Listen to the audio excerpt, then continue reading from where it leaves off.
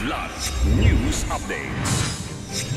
Mga balita ngayon, taguan ng armas ng NPA natuklasan sa Samar. Bilang ng nasawi sa bagyong Uwan, umakyat na sa 25 ayon sa NDRRMC. Senate Blue Ribbon Committee, muling pamumunuan ni Lacson.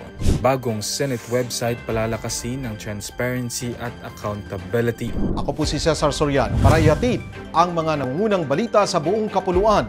Ngayon, Ilang matataas na kalibreng armas at pampasabog ng Communist Terrorist Group o CTG ang narecover ng 46th Infantry Battalion sa isang taguan sa barangay Pagsangan, Paranas, Samar kahapon Nobyembre 11.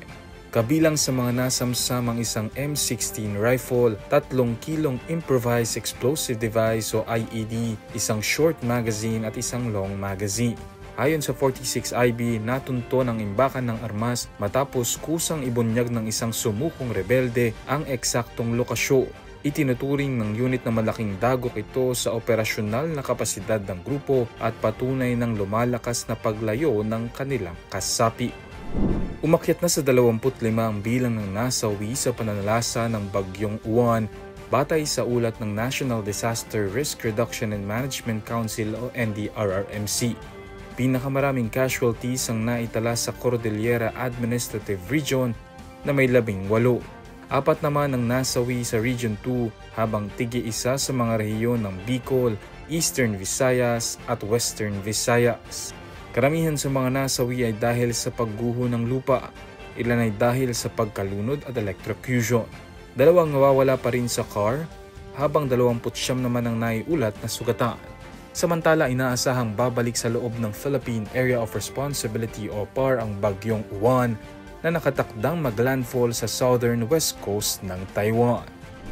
Muling nahalal si Senate President Pro Tempore Panfilo Ping Lacson bilang chairperson ng Senate Blue Ribbon Committee at agad niyang inanunsyo ang plano na imbestigahan ang multi-billion peso flood control scandal na kinasasangkutan umano ni later Representative at dating Speaker Martin Romualdez, Zaldico at 16 na iba pang kongresista. Ayon kay Lacson, iimbitahan ang mga mambabatas sa susunod na pagdinig ng komite sa Nobyembre 14 upang sagutin ang mga alegasyon ng korupsyon. Kasabay nito inilunsad ni Senate President Vicente Soto III bagong Senate website na naglalayong palakasin ng transparency at public accountability. Dumalo sina Lacson at Senator Win Gatchalian sa paglulunsad ng site na magpapadali sa pag-access ng publiko sa batas, committee work at budget reports.